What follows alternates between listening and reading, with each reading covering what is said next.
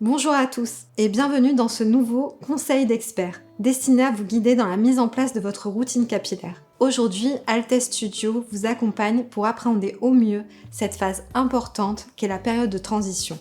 Nous vous expliquons tout ce qu'il faut savoir à ce sujet et nous vous donnerons tous nos conseils pour passer cette période le plus sereinement possible.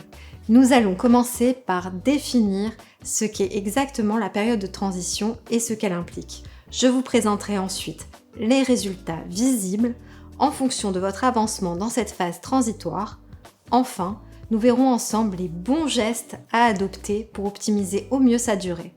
Tout d'abord, il faut savoir qu'en incluant dans votre routine capillaire les 2 brossages quotidiens recommandés, vos cheveux passeront par une période de transition, le temps que le sébum naturellement sécrété par votre cuir chevelu soit réparti sur l'ensemble de vos longueurs grâce à votre brossage de soins. On se retrouve alors temporairement avec une sensation de cheveux gras, mais qui ne dure pas.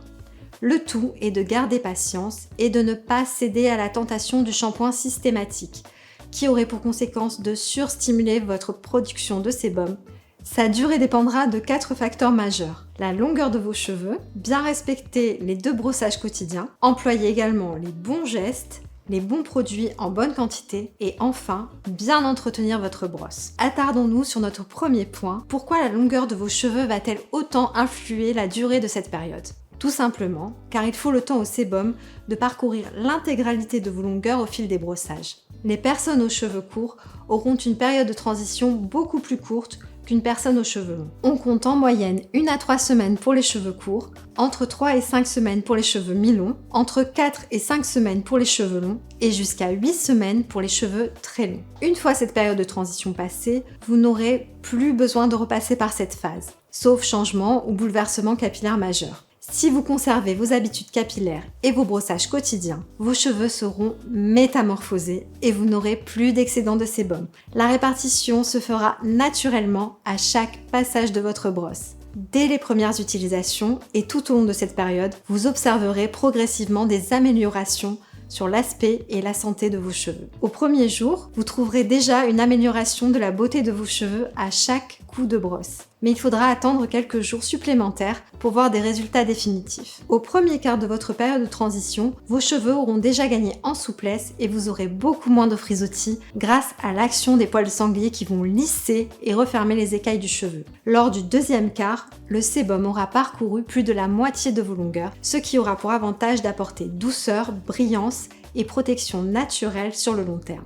À la fin du troisième quart de cette période de transition, vous pourrez commencer à espacer vos shampoings grâce à la redistribution quotidienne du sébum. L'excédent stocké aux racines étant quotidiennement réparti, l'aspect racine grasse pointe sèche sera fortement atténué. Une fois le dernier quart atteint, votre période de transition est enfin terminée et avec elle l'installation définitive de tous les bénéfices apportés par ces brossages naturels. Mais pas que. En effet, lors de ce dernier, votre cuir chevelu sera assaini et la circulation sanguine favorisée. Vos racines seront tonifiées, ce qui aidera à la repousse et fortifiera vos cheveux. Comme nous l'avons dit précédemment, au-delà de la longueur de vos cheveux, il y a 3 habitudes importantes à prendre et qui vont influer sur la durée de cette période de transition. Nous allons les détailler ensemble. Comme la mise en place de la routine capillaire complète passe avant tout par le brossage, il est essentiel de bien procéder au double brossage quotidien. Le but de ces brossages quotidiens étant de répartir l'accumulation de sébum situé aux racines. Plus vous brosserez vos cheveux, plus vite l'excédent de sébum sera réparti sur la longueur et moins longtemps durera cette période de transition. Cependant, même avec un brossage assidu, il est également primordial d'adopter les bons gestes et surtout les bons produits lors du lavage de vos cheveux. En effet, utiliser trop de produits ou des produits non adaptés à vos besoins pourra alourdir, graisser ou au contraire assécher vos cheveux. De même, lors de l'application de votre shampoing, ne lavez que votre cuir chevelu. C'est ici que se trouve l'excédent de sébum et les impuretés à nettoyer. Car en shampoignant l'ensemble de vos longueurs, vous allez décaper vos cheveux et retirer le sébum en cours de répartition qui nourrit et protège vos cheveux.